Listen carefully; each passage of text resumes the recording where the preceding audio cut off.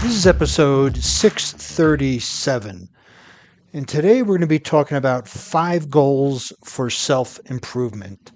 And I will just start off by acknowledging I've been sporadic over the last 4 or 5 weeks with the podcast, and that's due to a tendon patella kneecap tear and my quad muscle tear. So I tore the tendon away from the muscle, away from the bone, and had to wait for surgery. And just recently had surgery and now am on the rebound.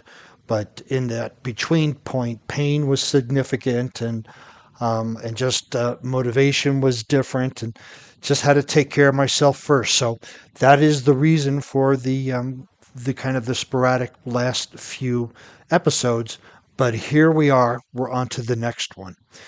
Self improvement is something we often talk about, but rarely focus on. And probably that's because we don't even know what self improvement really means, right? So if we're improving ourselves, does that mean we're faulty in some way? Well, no, but it's a good term to use for enhancing. It could be self-enhancement, any of those things. But it's something that we talk about, but we really don't understand what it means. And there are so many ways we can seek out self-improvement. If you look at the typical life coach tool, the wheel of life, there's work, relationships, physical health, financial, all of those. And those all make up part of self improvement because you, after all, are in the center of that wheel. And so there are many, many ways to seek it because there are so many aspects of ourselves. And we'll just go physically, mentally, emotionally, spiritually at the basic foundation. When you work on those 4 components, you're actually working on self improvement. But sometimes, we can make significant changes within ourselves if we put our mind to it and work with a proper coach and have goals that will address where we want to go to and make sure we have the resources right. We set ourselves up for success. We don't just say, oh, I'm going to do this and not realize how much effort it's going to take or how many resources it's going to take or how beneficial a coach would be. But we can make significant changes in our life. I've seen this happen with my clients that coach with me for 6 months to a year, and at the end of that time frame their life is completely changed. And it's because we help define where they wanted to go, what they want to do, the resources, the actions, the behaviors, all of that. We remove a lot of the limiting beliefs that have been holding them back. And sometimes, however, the same is true. We can take small changes by taking small steps. Either way, either leaps and bounds in changes or small changes. If we're moving in the correct direction, that's all that matters. As long as we're moving towards enhancing or self actualizing. Again, we could start off with the physical, mental, emotional, spiritual. Take an assessment of where you are right now. Where do you want to be in 6 months? And that would be, quote, self improvement. So let's take a look at 5 goals that you could set. I've worked with, again, been coaching for almost 20 years, worked with CEOs, individual contributors, athletes, you name it, I've coached with them. And there are some goals that keep coming up with whomever I coach. And so I kind of put my favorite 5 together. And we're going to go over those now because this might be a good target for you if you're on that path for self improvement or personal development, we could say. So the first one, if you've been listening to this podcast for any length of time, you should know that this is not a surprise, but establish a fitness program. Not, yes, and I do, walking is part of it, but it is not it in totality.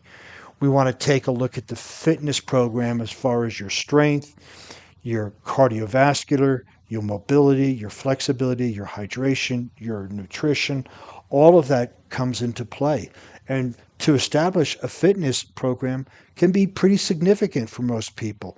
The average person that I coach with goes to the gym for about an hour, but they don't track their progress. They don't do any cardio, or they do only cardio and no strength training. They do no mobility or yoga. They hardly put any steps in. They don't monitor their water, and their nutrition is sadly lacking. So establishing a fitness program is probably the simplest thing to do. It's probably not the easiest because of all the access to online programs. If you haven't done one, access to a CrossFit box would be the best way for me to recommend going. But take a look. Are you, the shape that you want to be in? Can you walk up 5 flights of stairs without being out of shape? Guys, if you had to, could you put your family on your back and climb down a rope from a second floor window if your house was on fire? Would you have the strength to be able to save your family? If not, you may want to start looking into a fitness program.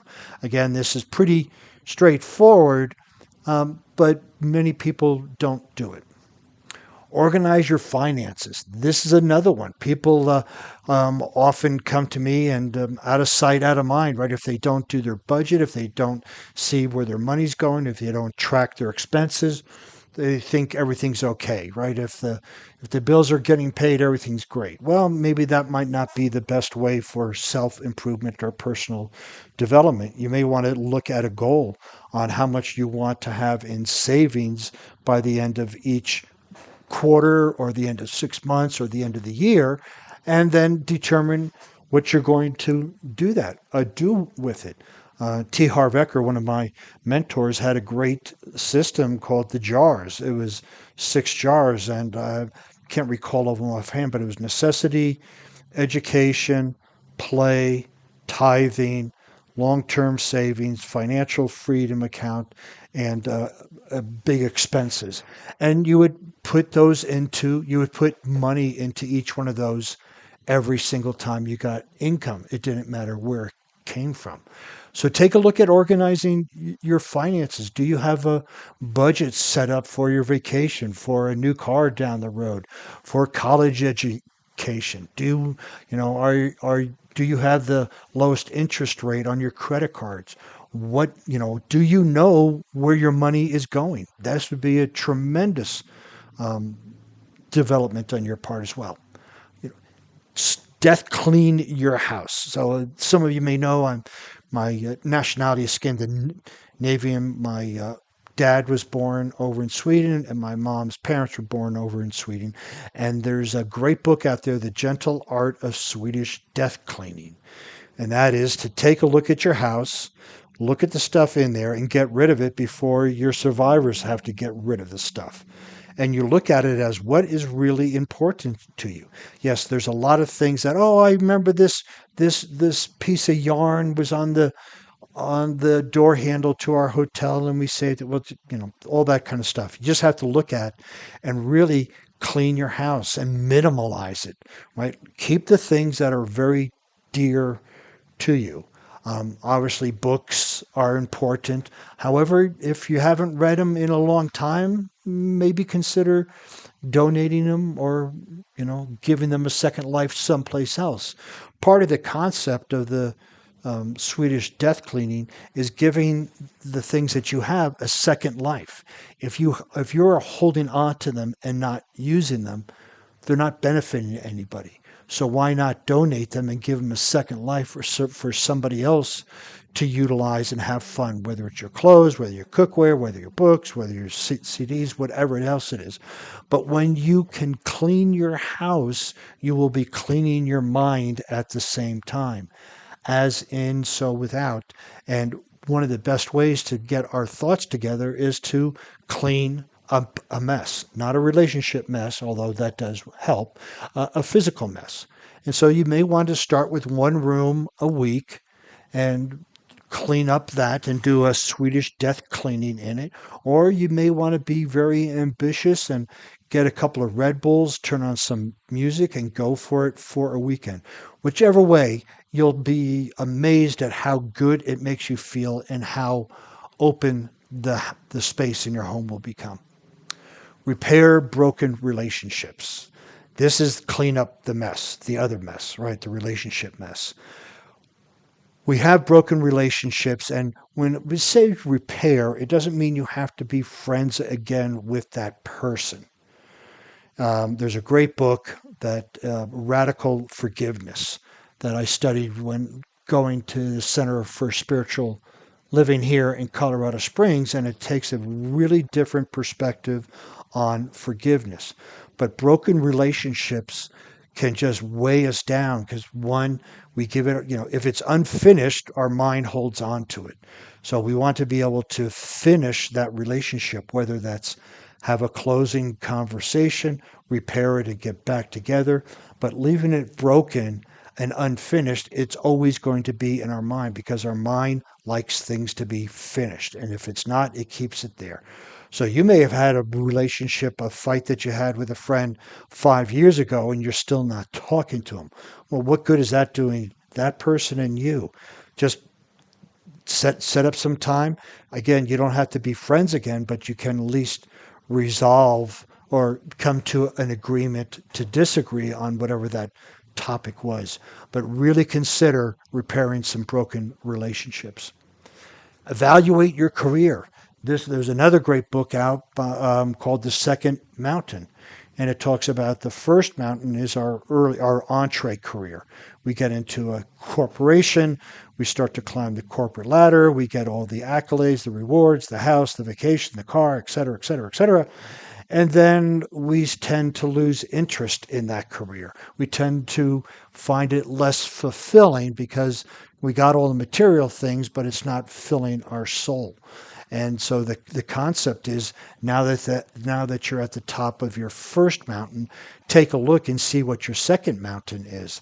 And that second mountain is more based on your purpose in life and the things that bring you fulfillment. So evaluate your career because if you go, yeah, I'll do it next week. Well, next week will come along and you'll say next week, and pretty soon, if you're lucky, you'll still stay in the same career 10, 20 years later, but also you'll be in the same career 10, 20 years later and not feeling fulfilled with what you are doing. So there are a lot of career value assessments. Coaches can help you tremendously. I have worked with a lot of clients helping them decide what's important about a career. And the worst thing to do is look at the job title and the name. No, we want to what is really important to you about a career?